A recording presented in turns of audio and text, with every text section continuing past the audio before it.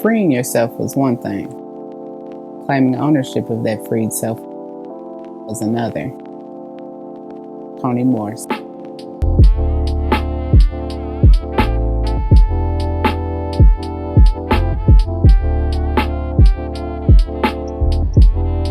Hello, hello, hello. Welcome, me and our family. We have a new series for you.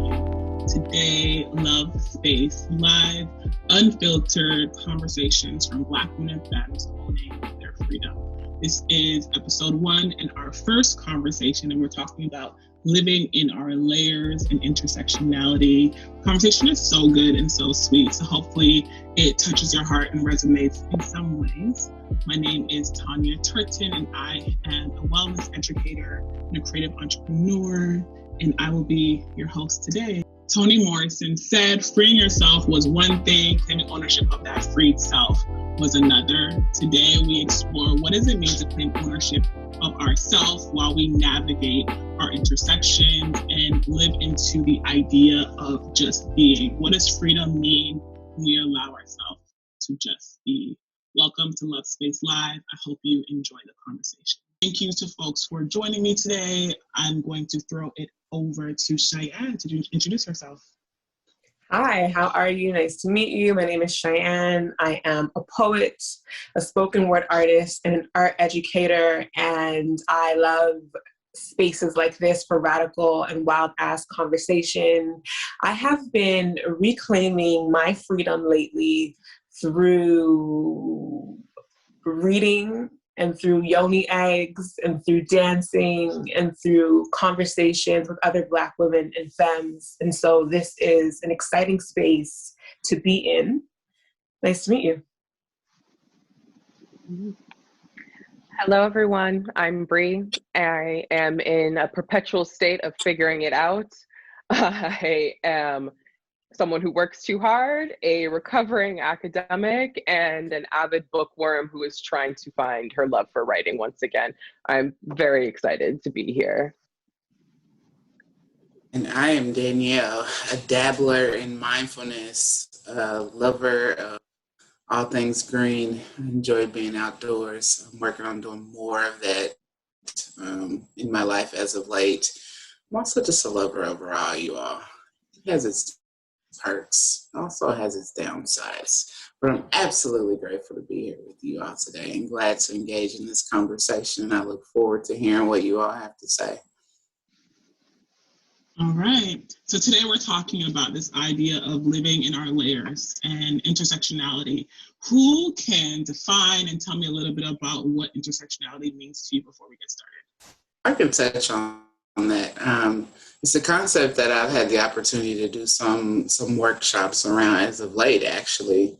And really, for me, I continue to understand it as those parts of us that make up the whole of us, but have some importance in how we live our lives overall, like who we show up on the planet as, what people have identified as our race, our background, our heritage. Our orientation sexually, our gender, our lack thereof, all those things that go into making up who we are, but also the issues that come along with each of those very different parts of us that go together to make the whole.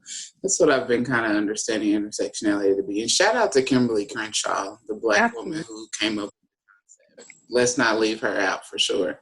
I mean, yes, of course, word to Crenshaw. I feel like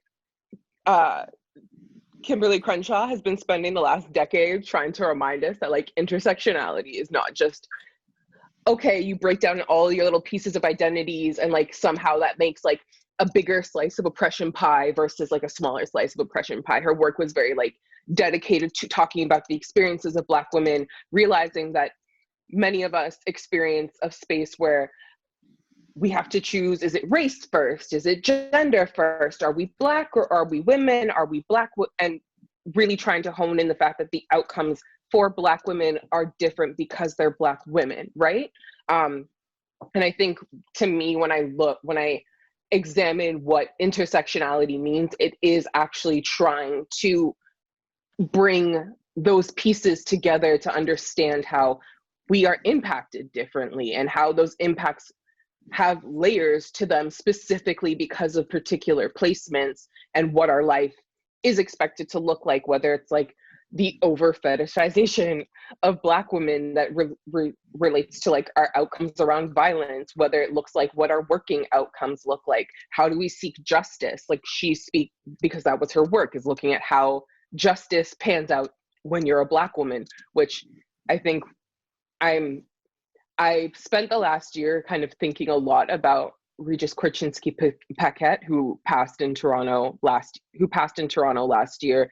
And there was something, I think, when we think about the experiences of being Black women here, and our experiences just trying to live and breathe, something about what happened to her really broke a piece of me, because this was a woman who had needed help, who needed care, and is no longer here, despite the fact that she had a very loving family who cared for her, that she had people around her who were able to advocate for her, and she still lost her life. And I've lately been also really trying to hone in on this kind of what is the experience of a Black womanhood here, right? There's always an over-reliance on the idea that like a Blackness in the Americas is a Blackness that is largely centered around the US,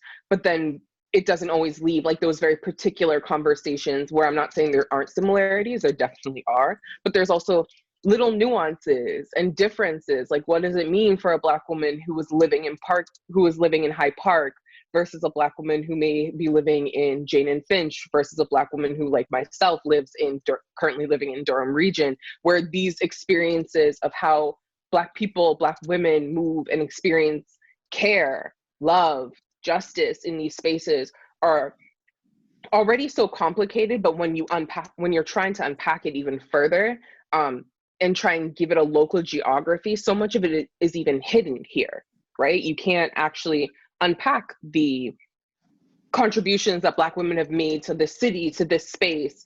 In some ways, it always feels like it's a newness that keeps like reappearing itself, right? Like, we're sitting here doing the show together, and this may be something that's highlighted as like something new, as if Black women haven't always been sitting around a table or a Zoom room just talking and reflecting with each other and trying to unpack and nuance these pieces to explain what our lives actually look like in reality.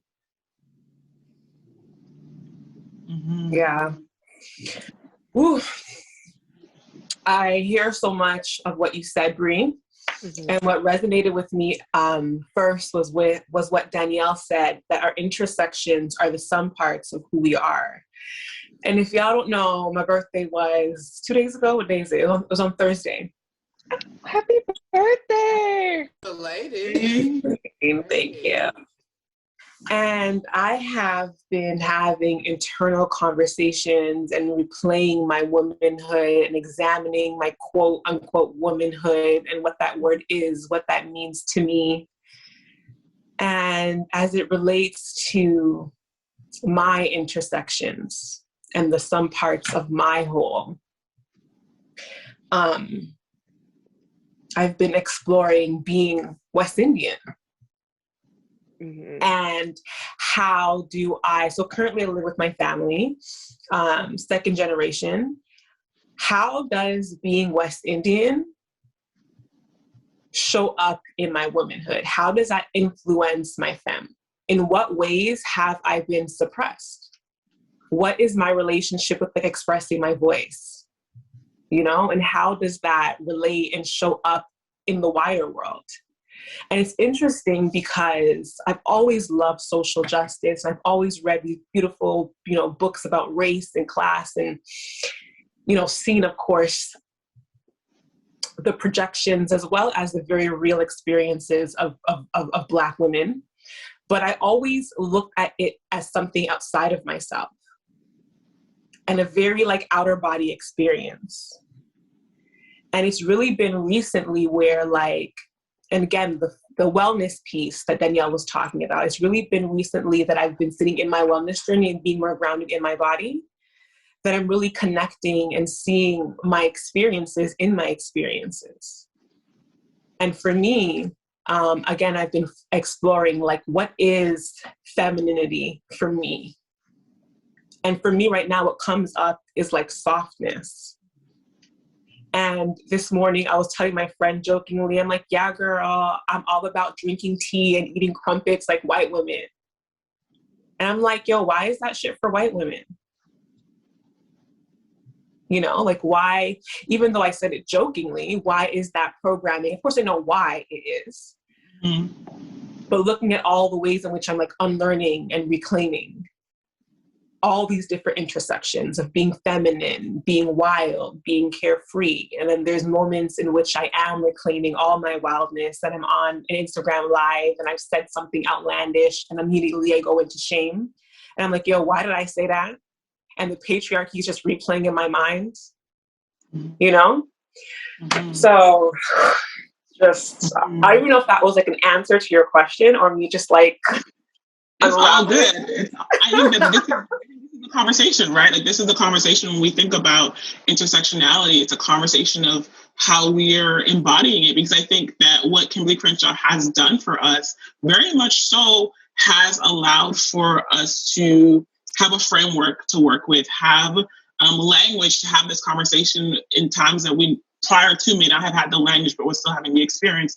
So, and I think that both of these are important. I think that the academic, theoretical language that Kimberly Crenshaw offered us is important, but also what I hear you talking about, Cheyenne, is the process, the internal journey and process of understanding what intersectionality, what these layers mean for us. And I'm curious for folks, what are some of the layers that you're bringing to the table today? When you think about the parts that make you, that really stand out, and I think this is an interesting question because it is. When I think about it for myself, I'm like, there are certain things that always stand out that I'm always like, oh, I want to tell you this. Even when we do our introductions, like what do we always introduce about ourselves? What do we think is the important piece to introduce about ourselves?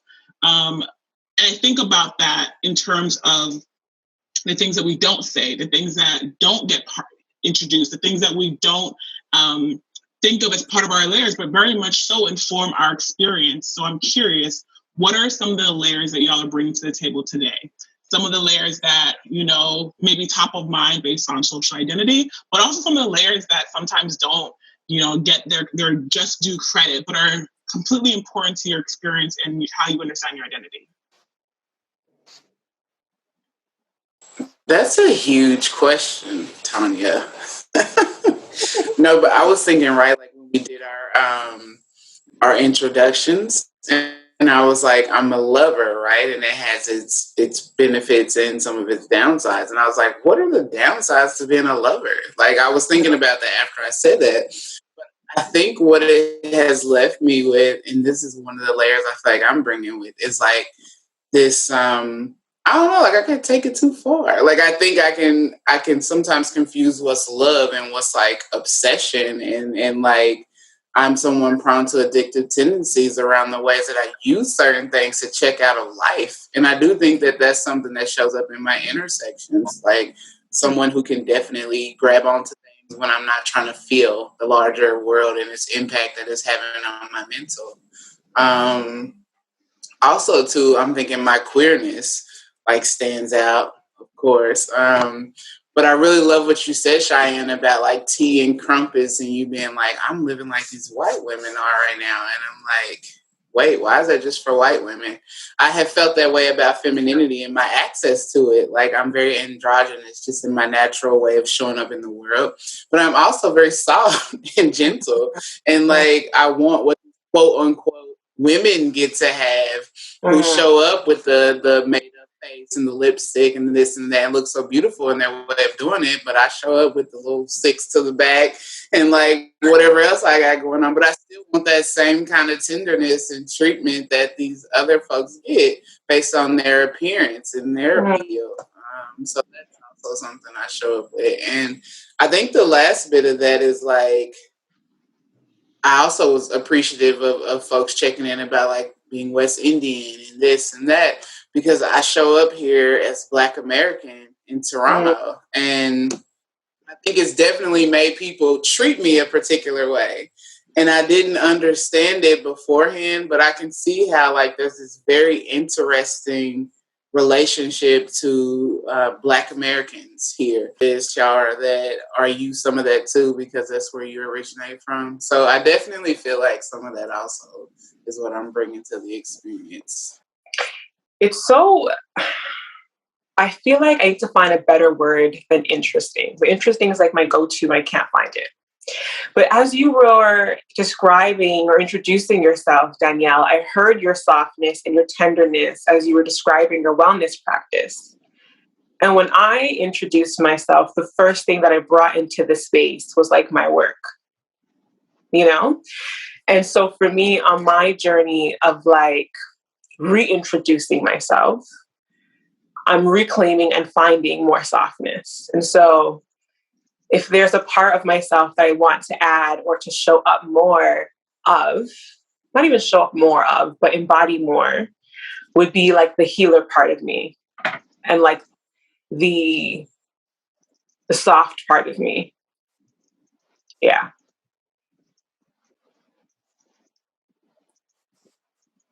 Yeah. Can I just say I'm really appreciating the vulnerability that's been brought into this space. I'm thinking, reflecting on my own introduction, I am extraordinarily self-conscious, and I am someone who has always been quite resistant to any kind of labeling, while also being very self-conscious about how certain labels assigned to me also come with different expectations or different power relations.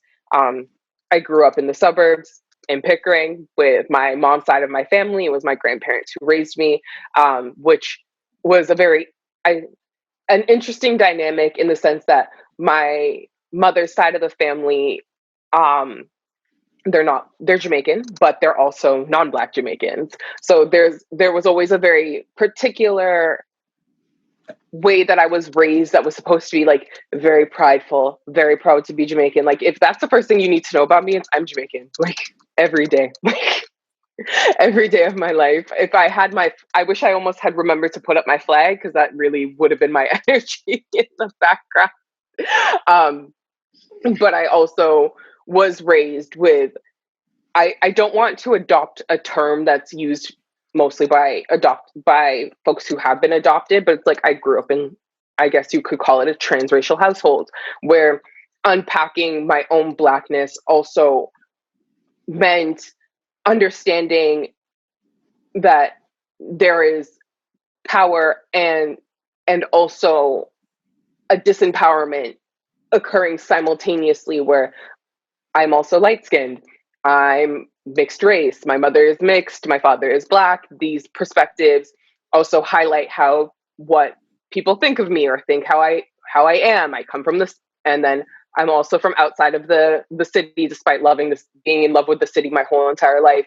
How even that impacts my claims or what place or how I can insert myself in particular community conversations. And I try to be careful about that, while also not apologizing for being somebody who also really cares about these issues and wants to be part of them.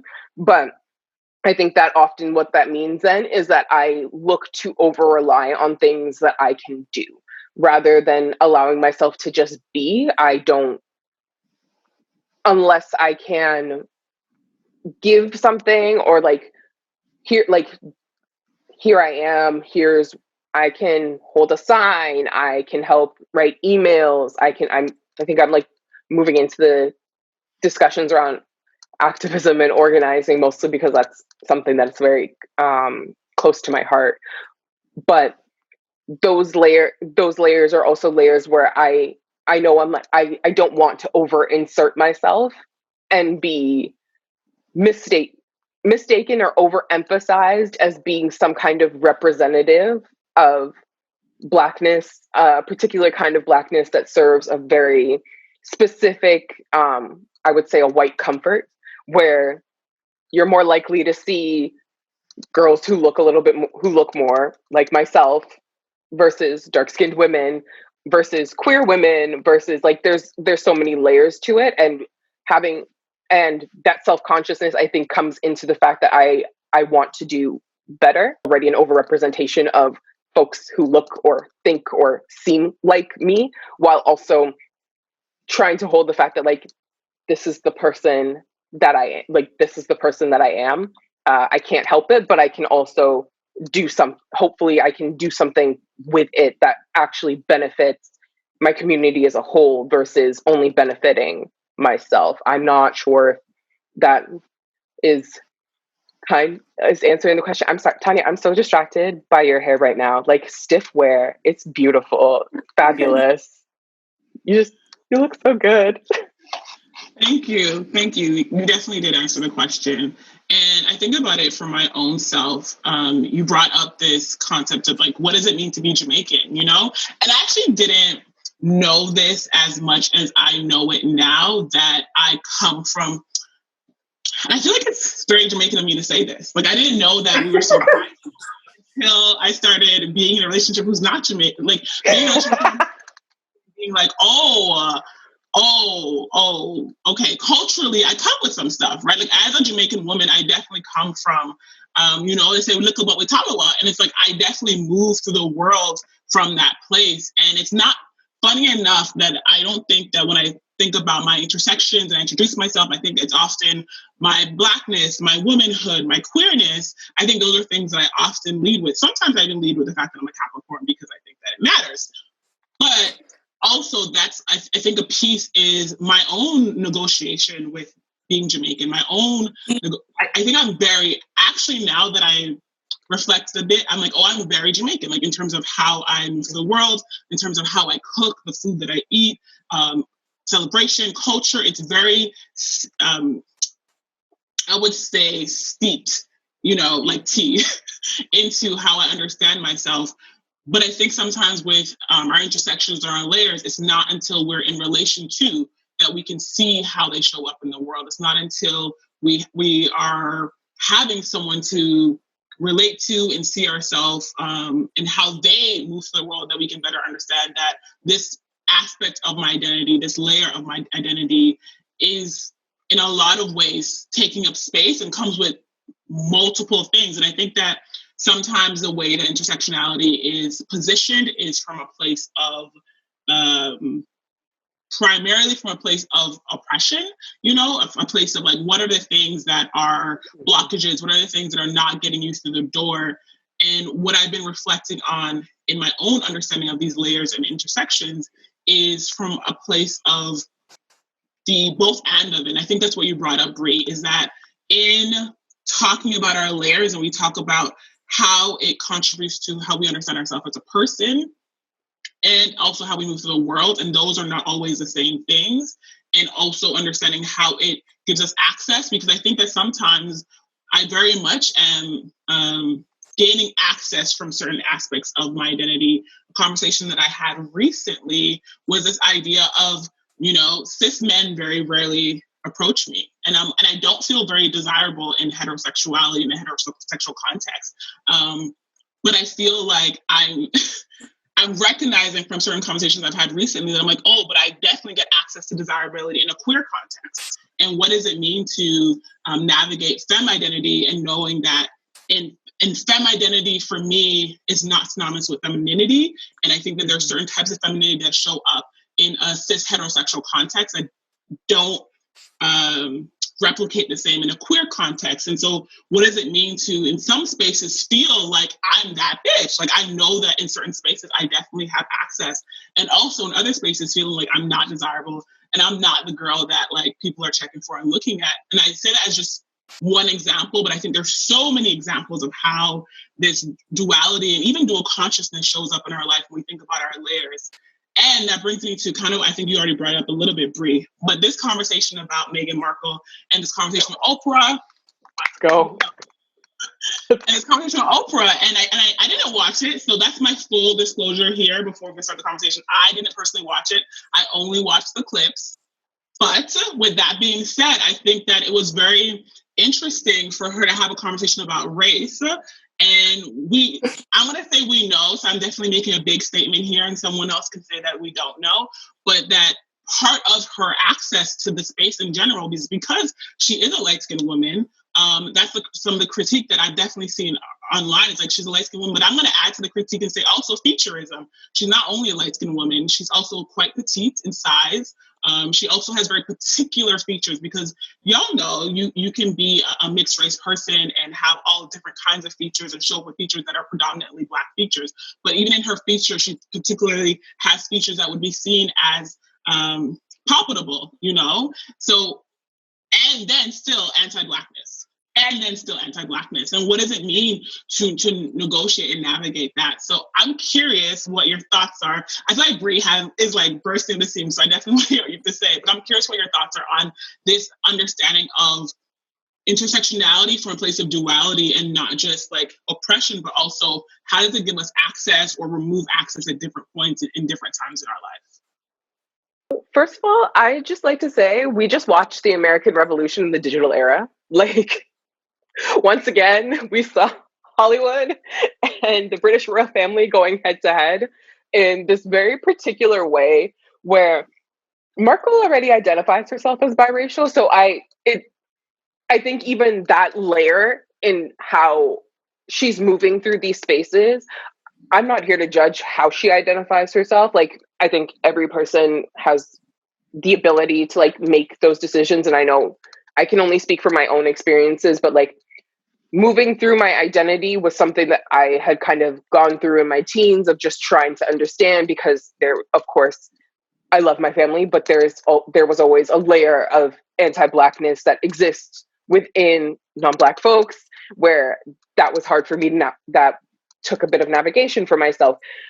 Meghan kind of outing the royal family as being like how, when they asked how dark her baby would be, I laughed. I laughed so hard.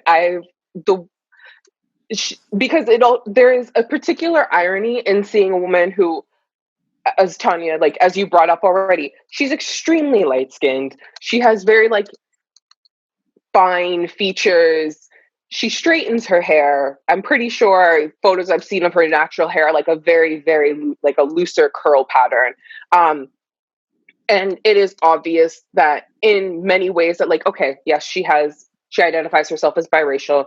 She also chose, whether or not we think her partner is a political choice, she also is married to a white man. We've seen her mother as well. Her mother is also very light-skinned and was married to a white man. So you could say that like even her preferences are just tailored by her family and what she grew up with. But so to see her tackle race is such an interesting thing, particularly in the ways where it doesn't seem like you had to necessarily confront race in the same way until you were literally in the royal family, sis. So I have an amount of empathy for her, because anyone can experience the kinds of mental health crisis that she was experiencing. But at the same time, you didn't Google, you didn't look them up, you didn't like you kind of just thought like, oh, I'm gonna be light skinned and walk in. Like I was confused, like the confusion. I was like, make it make sense. Because the way that it's sold to us, right? Like, and again, I don't want to make light of someone else's hardships and discomfort, because I can only imagine what it felt like to be someone who's preparing to give birth. And the main concern from your extended family is, what will the shade of this person's skin be, and how will that impact our legacy and the monarch overall, and all the other nonsense. However, I'm still mad about Breonna Taylor. These levels and these layers, right? Because I did have to dig deep and still have some compassion and empathy for someone who's experiencing hardship based on their race and things of that nature. And I also had to realize that she has found herself in some places that anyone who was my complexion or anyone else would have not have dreamt of being in.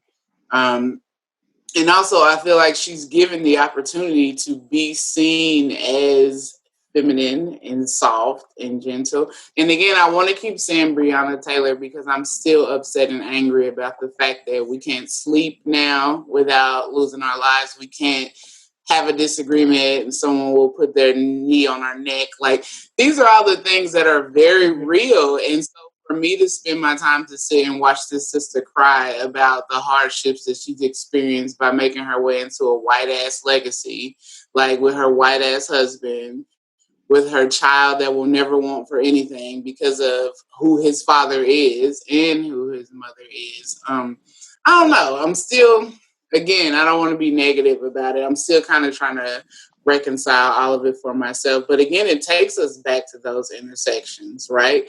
Because Meghan Markle's intersections, as they line up to mine or anyone else's who could potentially be of darker skin, they're different.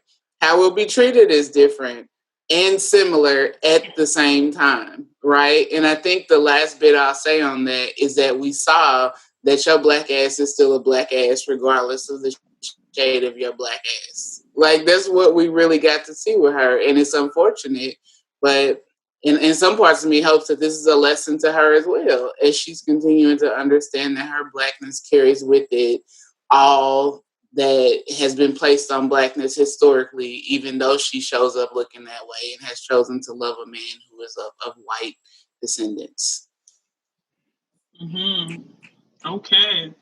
And that is a word on it. And I think that this is a old conversation, right? Like, and I say old conversation, I think that we've been having this conversation for generations. I think that it's definitely a conversation that when I think about specifically a lot of the history that I've heard about folks in terms of the whole Black Panther movement and civil rights movement, that this is an old conversation that particularly light-skinned folks have been pushed at the front.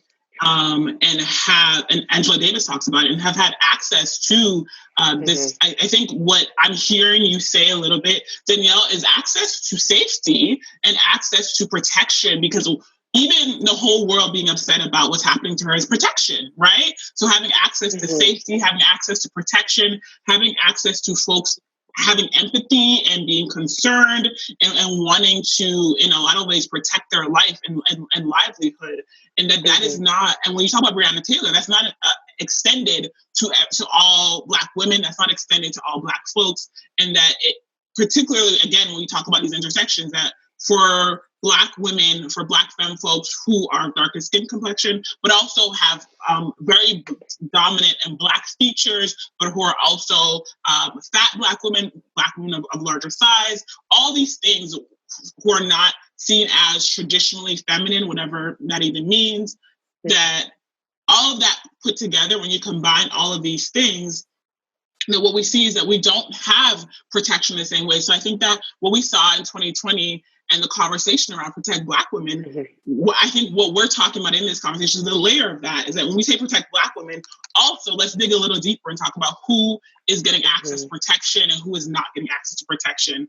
Again, I think it's an old conversation, but then it's still a conversation we have to have because we're still here. No matter how old the conversation is, we're still seeing how it shows up and how it is a detriment to our actual life. Like, we're not talking about this in theory. We're talking about actual lives that have been taken because of the ways that we are seen as not being worthy and deserving of protection. So I want to kind of switch the topic a little bit now and ask you, so what aspects of your identity have been surprisingly leading to your freedom? So we talk about this idea of claiming our freedom. What is it when you think about for yourself that, you know, the world might not, or the constructs that we live in, or the ideas of, again, access and oppression might tell you that this thing that you have will not give you access, will not give you freedom, but in the ways that you've been living it day to day have allowed for you to feel free within yourself? For me, I have been really playing into my femininity and my feminine wiles, and allowing myself access and freedom to be in my sensuality and let my sensuality speak for me. You know, when I go to the grocery store, if you want to give me a free carton of milk because I look so fine and like I look like Oshun, you know, I have really been leaning into like my feminine wisdom and my manifestation. And I have been doing yoni steams and having milk baths, you know? And that has been allowing me more access in that I am really dismantling shame, and allowing myself to have autonomy over my sexuality as opposed to it being dictated to me and for me. As well as this idea for me of this unwilding, this rewilding, but again, like giving myself permission to have access to the characteristics that society has deemed as this or that. And so, yeah, the two things that I would say are the two characteristics or the two aspects of my identity that is leading me to more freedom is my feminine wiles and my wild woman ways, and using that to get all the shit. And how do you, when you're moving through the world, I imagine sometimes it's challenging, like everything you're saying yes to it. And also, how do you make sure that that's a priority, that this freedom that you're exploring and embodying is prioritized, even as you're in spaces that are not? Because I think that sometimes when we're in our private spaces, we can hold on to our freedom. But then how do you prioritize that when you start to move through the world and in public? That's a really interesting question because, again, this discovery has happened very recently. Right. And it's happened under COVID. And so I'm not really able to like practice it in the ways that I'm wanting to because of like all of the restrictions and stuff. Mm-hmm. What has also been a huge barrier is living in my parents' house. Mm-hmm. And so, yes, I have all the freedom in this room with my elephant in the background. But when I leave these four doors, like I'm Belinda's daughter. You know, so if anything, that has been a challenge in how am I standing in my wildness and my power outside of my four doors in a West Indian family. You know, so that has been. Thank you for your honesty. Does anyone else want to share? So what has surprisingly led to your freedom and how are you prioritizing it? But what did come up for me is when we talk about, I guess we would say privilege, I guess. As I mentioned, like with me being kind of androgynous in my way of showing up in the world, I do think I've had some privilege in what folks view as masculinity that I present with. And so, and I can see how I've used that like for freedom, so to speak, like. And I've definitely been in spaces and situations and in partnerships, et cetera, where like what I say is what it is kind of thing, or the way I feel today is how we feel today kind of thing. And in no way am I saying that's healthy. Please let me be clear. And I also will let you know that Tanya's really not here for it, just to be honest, which has grown me up in a lot of ways, thankfully. But also, too, I think as of late, though, in my workplace, I've been given more responsibility. I recently received a promotion, and with it has come a lot more of what needs to be done. And now it's kind of falling on my shoulders, and I have some folks reporting to me and things of that nature. And I think some freedom I'm finding in that space is to just be and to let the things flow as they do. And that sounds a lot simpler, of course, than its application. But what it means for me is like, I really work on having an understanding that I am one among many.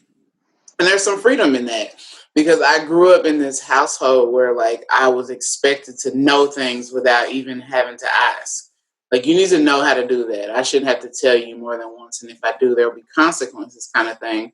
And I'm finding some freedom in saying, I don't know, but I can try to find out for you kind of thing. Or I'm finding some freedom in being able to say, I need help. I'm also finding some freedom in being able to say, I need to rest. I can't, like, I don't have anything else to give to this experience. And that's not only in my workplace as well. It's also in my marriage. It's also in my family dynamics. I have a younger sibling, like, but I'm learning that I don't have to know everything. Like, I can't. Danielle, I love that you said, like, finding freedom in just being. I think this last year, COVID has just really set a new stage for, like, trying to just find space and peace and to be, and like that I think has been similar to my own goals of just trying to be, kind of accepting that, like, certain things haven't worked out the way I wanted them to work out, or I can't control everything, despite the fact that, like, I really do want to just control everything at this point. I have often felt trapped in this last year, particularly by, like, the fact that I can't travel, love to travel, the fact that I had to move home, and my independence is something that, like, I value very highly. Being able to say, I got this, I can do my own thing, I have my own place, I pay my bills, I do A, B, and stuff. I'm literally Miss Independent. That is the person that I want to be. And learning just to let, or adjust to the fact that, like, you can't control everything, and I have to just learn to kind of move through it rather than where my brain wants to move around it or pretend that it's not happening, or be like, I can do this anyways. Like, I can definitely work the same pace I was working a year ago, when my body keeps trying to tell me, no, girl, you can't. Like, learning to just be.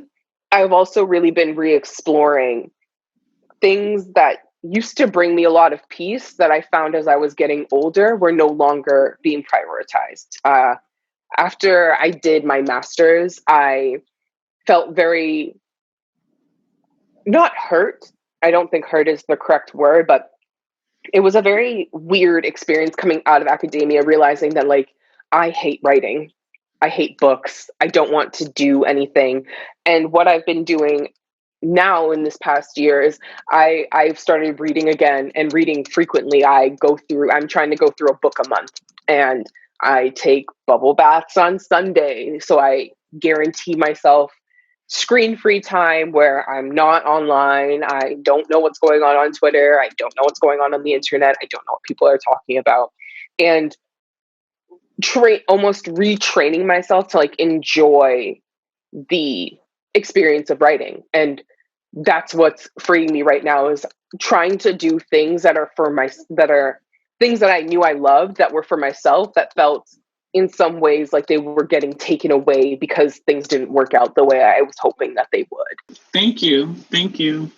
I'm thinking about it for myself as well. And I'm thinking about the thing that I think has shocked me the most as part of my identity and part of my intersections that has been bringing me a lot of freedom is actually queerness. And I say it shocked me because when I was a little girl, I remember reading Coffee Will Make You Black and reading books that were primarily American-based books that explored queerness in very subversive ways. And I didn't know what queer was or have language for it, but I definitely understood that I was that. And so I created this story in my mind that to experience this level of freedom, that I would have to, like, move away to the US, and that, like, I would essentially have to leave my family behind and, like, go and, like, build this whole new life. This is, like, and I wish I was joking, but I'm being so serious. Like, that I remember having these thoughts as a young girl, as a teenager, at different points in my life. I was like, okay, so at some point I'm going to have to leave here to really access freedom and to be able to live into my fullness of my identity. Again, no words, didn't know exactly what I was thinking about, but just knew that there was more to life. There was more of what I wanted.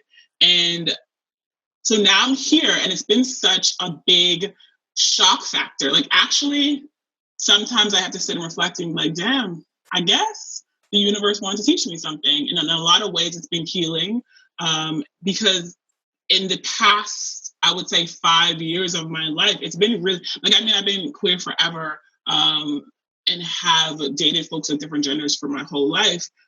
But I don't think that I've been openly having conversations with my family. I know, let me be clear, I know I have not been having open conversations with my family forever.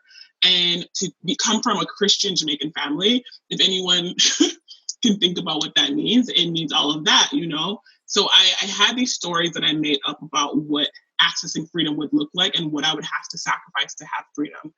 And I'm here now, and I'm grown, I'm 31, and I feel really free in my queerness, and I feel very honest in my queerness. And it's been shocking but relieving that I haven't had to, because honestly, when I told my mom, I was like, okay, maybe we won't speak again. And I promise you, we had some hard conversations, but my mother has been so supportive and so loving and so kind, and, you know, doesn't always understand, but definitely is trying her best to figure out how to live into the transformation of our relationship.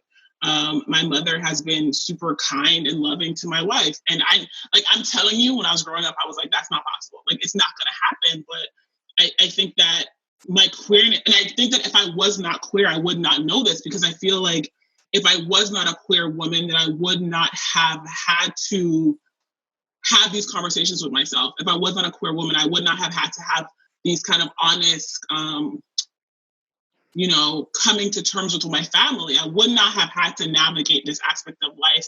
And then I would have been able to, I'm sure in some other way, make up another story about, you know, who and how I am and what people think about it. But I think when I thought about queerness, I thought it would be a hindrance in some way. I thought that it would, you know, make things more challenging or more difficult. But a lot of what it has given me is freedom. It has allowed me to really explore unconditional love and what it means to show up, not from a place of just tolerance, but actually genuinely loving and showing up for each other, in the context of my family of origin, but also in the context of friendship. And it's been interesting to navigate friendship with different folks and what it means to show up full and whole. So I'm grateful. And it's so funny now, because you know, my little girl self is probably like amazed and shocked still, but it's like where I sit now as a grown woman, I'm so grateful that I came to this planet in this way, in this lifetime, so that I was able to experience what it means to explore the fullness of my identity, the fullness of unconditional love, having hard conversations and what it means to work through it, to still love each other and love each other from a place of honesty and full transparency. So I feel forever grateful for my queerness, for being able to usher me into what feels like freedom to me.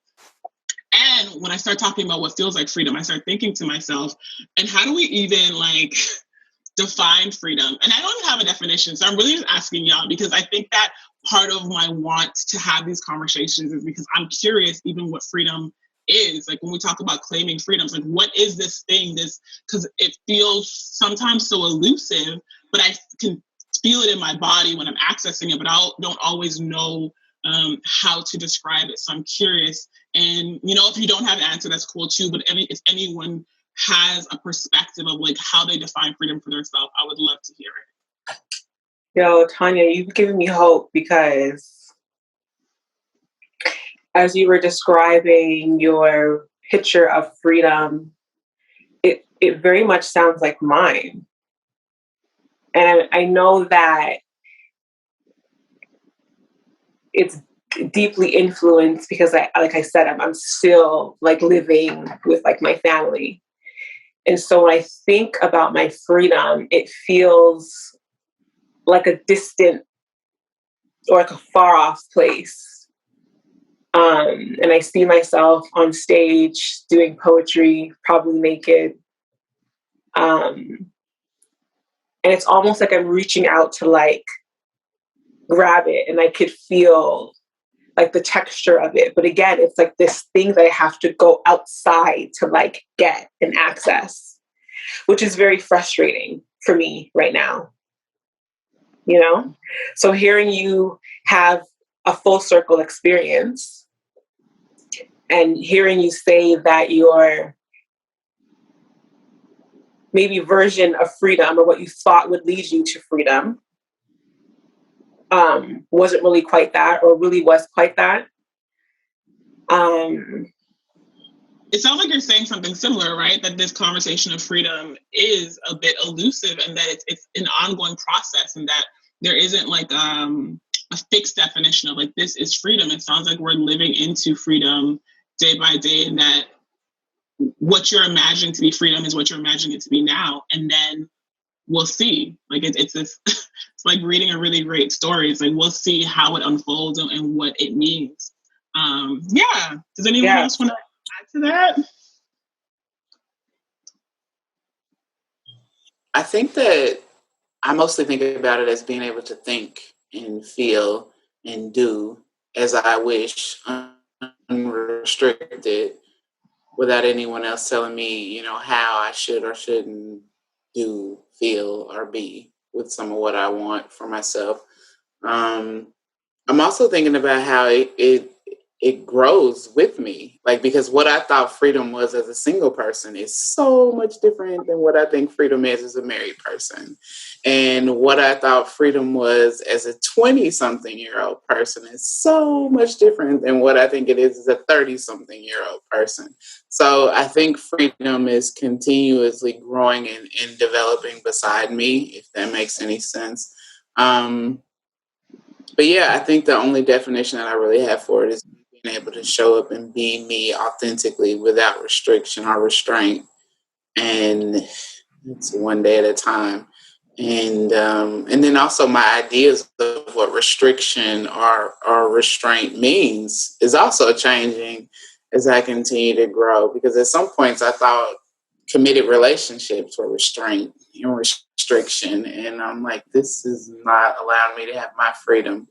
But now I think about that in different ways, and I can see how commitment is freedom in some ways. For me, at least, having an understanding of how I want to show up in the world and the impact that I want to have, and being committed to that, it gives me freedom. Almost like there's this, and I had someone say this to me many years ago, and I looked at them like they were crazy, but they were like, I enjoy boundaries because I have an idea of where I can run around and where it ends at. Going outside of that means I've crossed over a boundary. And I was like, what? You enjoy boundaries? Wow, you really need to work on getting outside more or something. But now I really understand the importance of that for myself. And again, this is progress, not perfection, because I have crossed boundaries, y'all know it, as human beings can do sometimes. But I really do enjoy like the freedom that comes along from me understanding what my commitment to whatever it is I'm committing to like brings about for me. Like, what does it mean? How I show up, what I do, the expectations of myself. Like, there's some freedom in that. I hope this is making sense, because that little part of me that lives down inside of here is still 20 and also on stage doing spoken word naked is like, girl, what are you talking about? You enjoy these things. But I really do. I really am on board with some of what comes along from me having an understanding of the fact that I'm building a life in the ways I want to build it, and some of what goes into me needing to continue to show up to be who I want to be in those spaces. It feels like freedom to me. For today. We'll see what it feels like tomorrow. I love that y'all are affirming that freedom is a vision that's constantly changing, because I was scared for a second. I think it has to, right? Because we're constantly changing. Who we are today is not who we're going to be, hopefully in 5 years, in 10 years. So I think freedom has to be something that grows with us and that we can self-define it at any given point. Because again, as I said, what I thought freedom was going to look like is not what it has looked like as I live into it. And I imagine that if you ask me this question again in 5 years, I'm going to probably say something completely different. And I think there's beauty in that. I'm hearing everyone, and like, I think Tanya talking about having to live somewhere else to be free really resonated with me. And it almost makes me think back to the conversation about Meghan Markle, because I think what I didn't get to mention was the fact that like we're also talking about not just like the UK but the Commonwealth, right? And many being from Caribbean islands, that means we're Commonwealth people who ended up here in search of something, right? In search of a particular freedom. I think my family from both sides came here in search of a particular freedom, and I think being the child of immigrants then means that we sacrificed so you would be free to become whoever you want to be, in a way that I'm not sure if this is really what freedom should look like, or that we should be aspiring to, that we're free to like work as many hours as we want. Everyone has this perception of you, you come from foreign, look punchy nice clothes and thing, and everything must be so much easier. And having that conversation around like it's different. I'm not saying it's harder or easier. In many ways it is easier, but in many ways it's also difficult because the expectations of what must you be able to have in the first world is so different. I'm going to start to wrap this conversation, but before we do, I wanted to ask y'all, when you think about living in your layers, when you think about intersectionality, what books or resources has really helped you in how you're processing and seeing the world? If there's anything that really stands out, you're like, I read this and it really helped me to better understand, let's tell the people them. We Do This Till We're Free, which is Mariame Kaba's book on prison abolition. I'm looking forward to reading. It's a compilation of essays. I'm looking forward to digging into it to see how other folks are also imagining a freedom, because it's not just about personal freedom, right? It's about a freedom that we can all collectively experience. I love that you turned to your bookshelf, Bree. A book that I have, tell me if you've read this book, Audre Lorde, Sister Outsider. My heartbeat.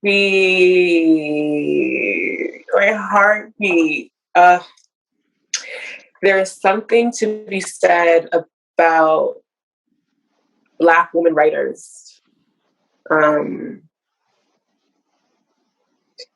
that has been helping me to not only explore my intersections through poetry and through storytelling, but to feel my intersections and the beauty of them and the pain of them and the thriving of it all.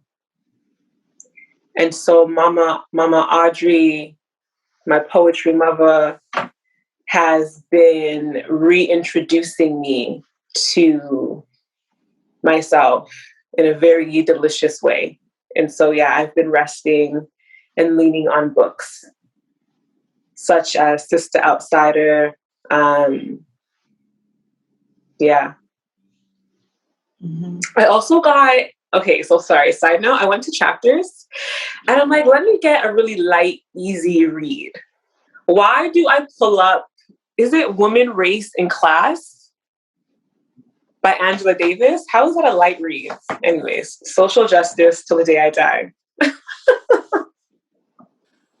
Incredible. No, that Sister Outsider is where it's at for sure. I read it a long time, so I can hardly remember much of it, but I do remember stuff from it. I just finished Daring Greatly by Brene Brown for the second time. Right, the first time I went through it super quick, like I don't know about this. But this time around, like, something stuck out for me around vulnerability. Like, and I do think that being willing to be vulnerable is something else that brings about some freedom to me as well. Instead of like needing to think that I'm showing up and impressing folks and I got it all together or whatever. Like that has been something that I have been taught. Like I come from a family of, as long as we look good on the outside, nobody checks in about what's going on the inside. And that's how people die. like even while they're still alive, like, because no one talks about what really hurts, what's really embarrassing, what's really frustrating, what's really sad, or whatever the case may be. Instead, if you look good, you are good. And I don't quite believe that. I do believe looking good is important to whoever it is that wants to look it. But I do think also that inside we definitely have to continue to do those checks on what's going on internally. And I think that's Daring Greatly by Brene Brown talks about that, and some of like how we have all in some ways been encouraged to not really show how we feel, but instead give off, false, made up kind of ways of being. Another book that I'm in the process of going through right now is called Grieving While Black. And it's by, I think her name is Risha Wade, or something like that. I think it's Risha Wade. But I don't know, like in the process of being in a pandemic, like and living through all of this, and also some of what's been going on with me that have encouraged me to be grieving. In some ways, my father died.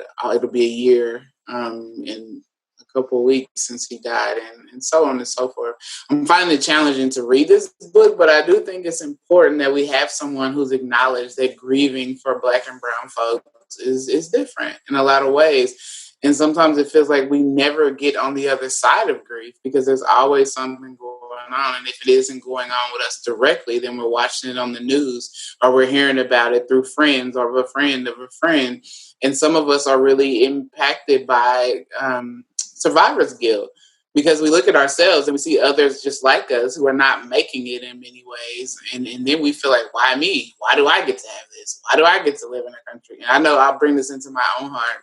Sometimes I'm like, why do I get to live in a country with healthcare? Why am I married and somewhat happy more days than not? Why do I have financial security? Why this?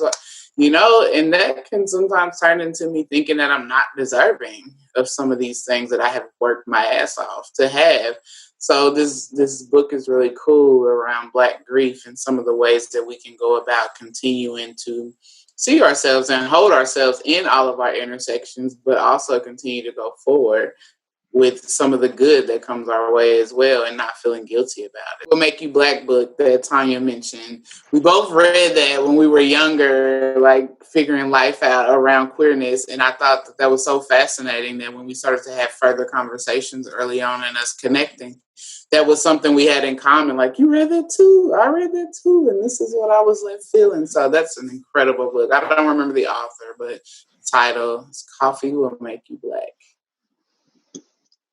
April Sinclair. There you go.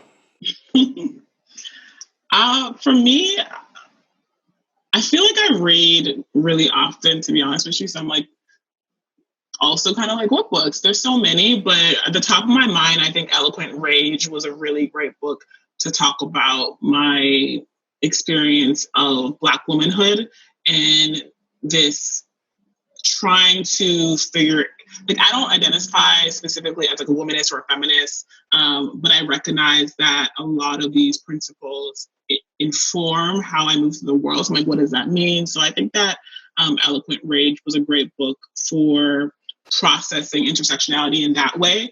A book that actually recently I wanted to read and I feel like I'm going to try to get back to is Hood Feminism. And the reason why I couldn't read Hood Feminism, y'all, is I was like, I'm going to cry through this whole thing and I can't. Like, I don't know if you ever come across texts where you're like, am I prepared to have a breakdown right now? Am I prepared for the level of intensity that you are offering up? No. I need to I feel like I need to read Hood Feminism with a therapist beside me to unpack and process everything that comes up. Because I started reading it in like the middle of the night one night and I was like, I can't sleep. I'm not going to lay here and think about my whole life. Because I do, for a long time, and I still do identify as a hood femme. And I say that in a very real way because I'm like, the hood raised me in a very real way. And a lot of what she brought up and a lot of the stories are things that I can relate to. And some of my experiences that I have found challenging when I entered academia as someone who's from the hood, someone who's an immigrant, all those things compounding, compacting. Now, when I entered academia, I was meeting all these folks who I could not relate to. I couldn't relate to their coming of age story. I couldn't relate to their becoming story in a lot of ways. I felt like what it was that brought them to the room is not what brought me to the room.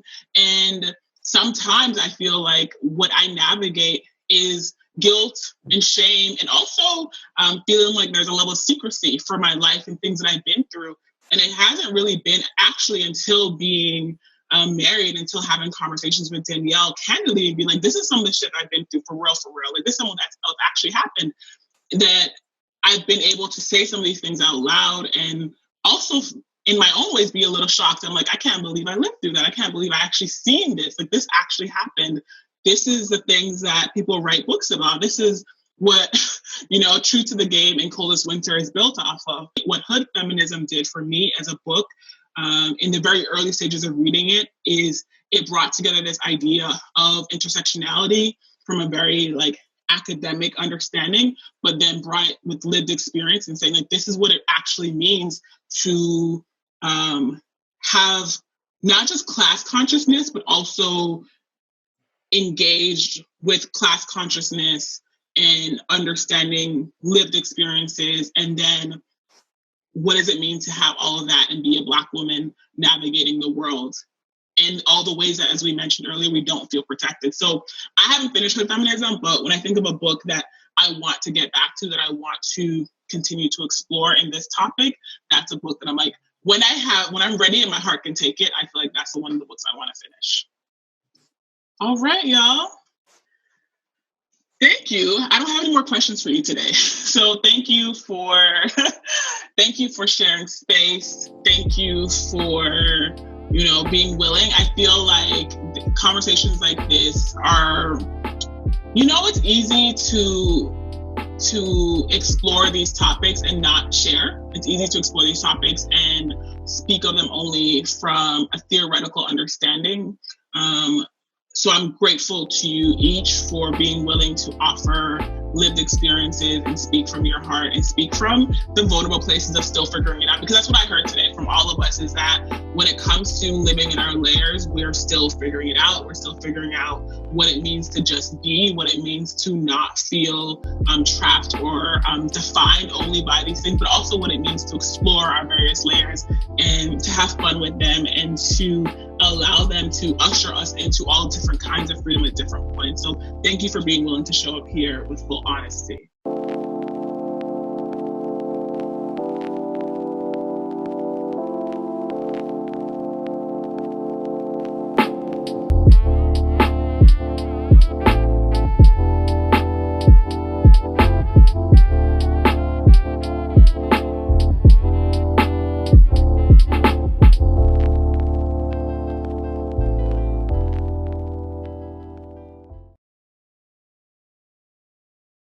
For having us.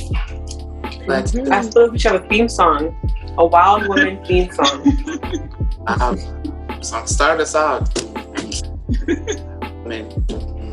Listen, I will say a whole poem. Don't get me started.